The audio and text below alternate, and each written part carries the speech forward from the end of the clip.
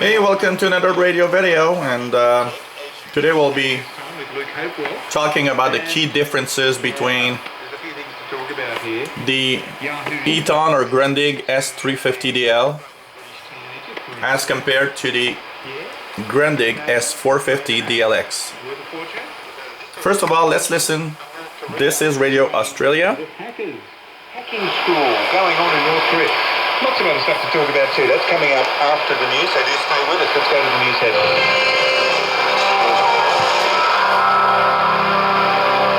I'm Phil Kafkaluti. It's good to be with you here on Radio Australia. The Australian Prime Minister says she's not...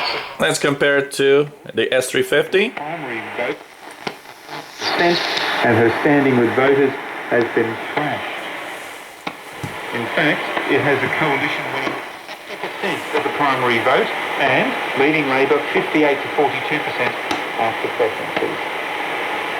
An Australian Labor MP has urged the main opposition to reconsider its position against the Malaysian asylum seeker deal following yesterday's tragedy near Christmas Island. 2 asylum seekers, including a young boy, drowned when their boat capsized, leaving dozens in the water. The coalition opposes the government's plan to send asylum seekers to Malaysia because of human rights. Back to S450DLX. Global tourism industry has found Australia's greatest strength is in its natural assets. Australia and New Zealand have scored favourably in the report. Freed Australian hostage Warren Rodwell says he's been overwhelmed by... So, if we compare the signals on both radios, as far as sensitivity, the S450DLX is slightly more sensitive, and it shows in the deep fades. If you noticed, or if you didn't, just go back and listen again. The S450DLX on this signal still receives Radio Australia even in the fades. The S350DL, actually, when the fade goes on, you just lose the station. So it shows you that there's actually an improvement in the reception quality. But still, the S350 is receiving Radio Australia really well, and so it's still a good radio, and you know, it's just a slight difference in sensitivity. In the audio department, more crisp audio.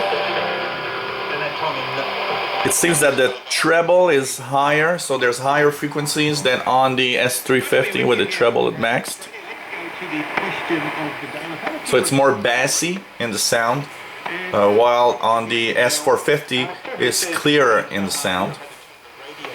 I would say that helps probably understand a little bit more what you are listening to, but still great radios. Yes, that's true.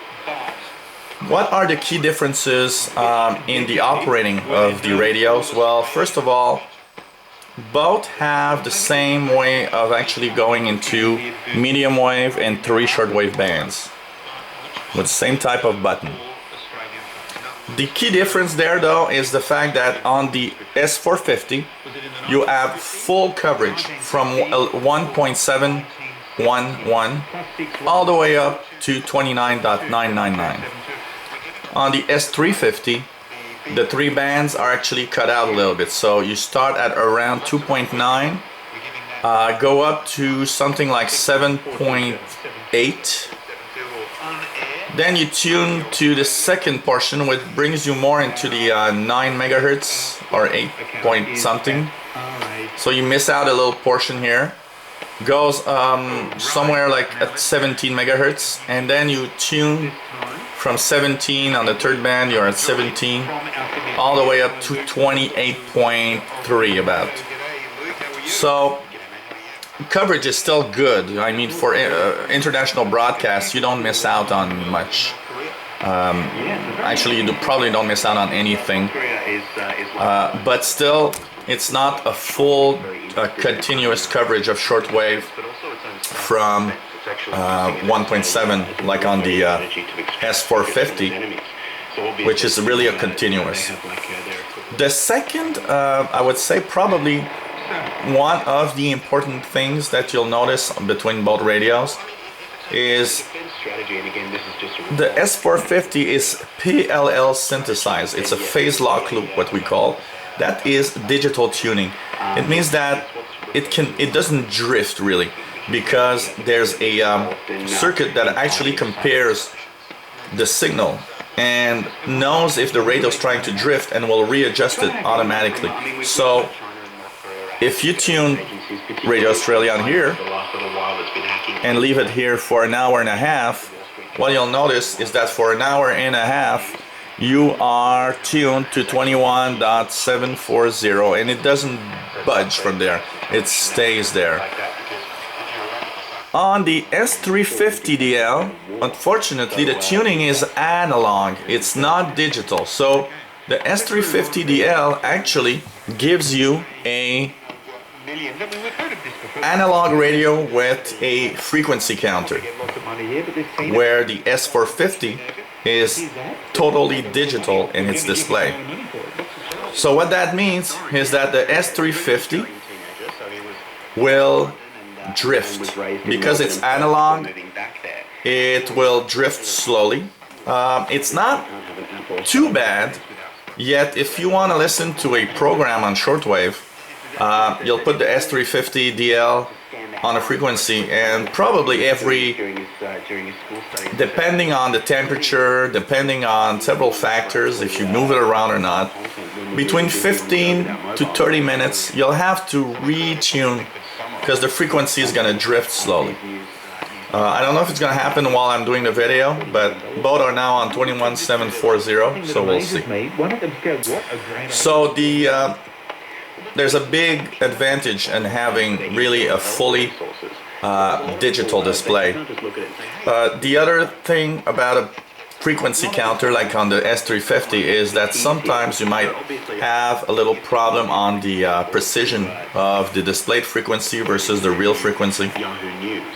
So that is another thing here. Audio quality is good on both. Like I said, there's lots more bass or bass frequency, low frequency response on the Eton or the S350DL than there is on the Grundig. By the way, some people have been telling me, oh well, you don't have the Grundig, you have an Eton, which is a copy. It's not a copy.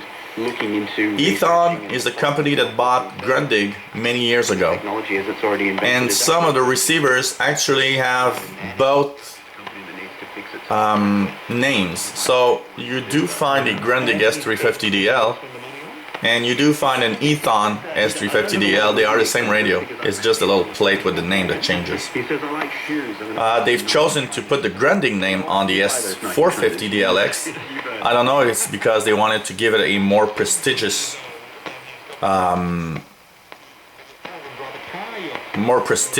look and more prestigious importance, you know. I must say that Grundig is a well-known radio company and has been for such a long time, and all the time almost all Grundig radios were always really good receivers. Apart from that, you can see that in the height, it's mostly in the height where you see that the S350 is slightly smaller. But if you take it on its size, here I won't change the zoom, and you'll see that both radios feel approximately the same size in my camera. They are about the same size. They are the same size on the large. They are about the same thickness, and it's just that the S450 is slightly higher than the S350, so it's slightly different.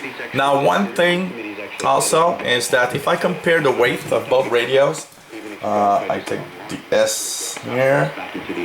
Now it's a little, well, the S mainly because of the batteries, of course, but the S450 is heavier than the S350, that's for sure. So that gives them cheaper prices elsewhere, which, I mean, if these companies operate for the rest, well, the S350 being an analog radio does not have any memory, so you cannot store any frequencies in memory, while the S450 has 50 memories. They are divided into 10 memories for each band, so 10 for FM, 10 for medium wave AM, and 10 for each of the three bands, the three shortwave bands,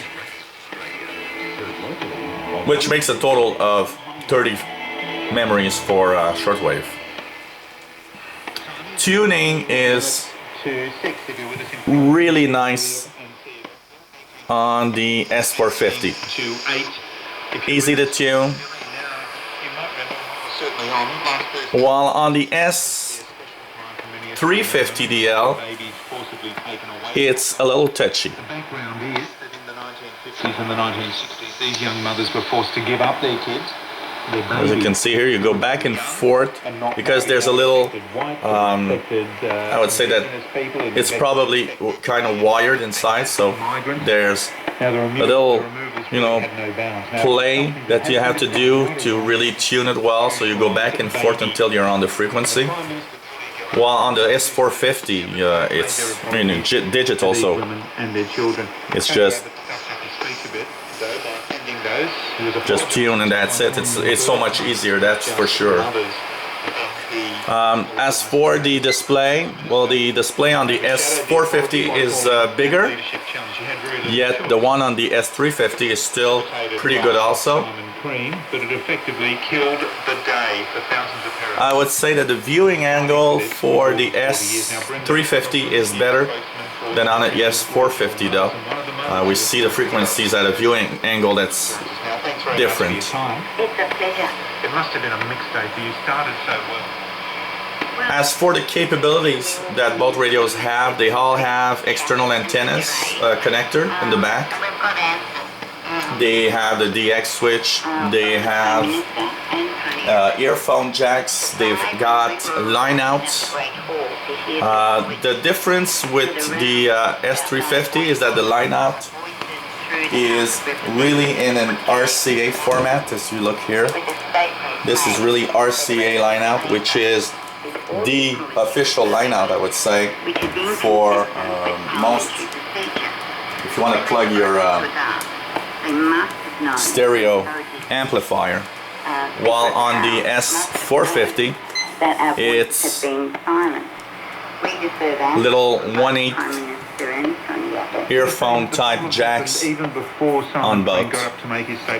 One difference, there's a line in on the S450 that lets you plug in your MP3 or iPod if you want and listen to the speaker, which is not available on the S350. And one thing that's on the S450 that's pretty nice, if you're thinking of DRM radio listening,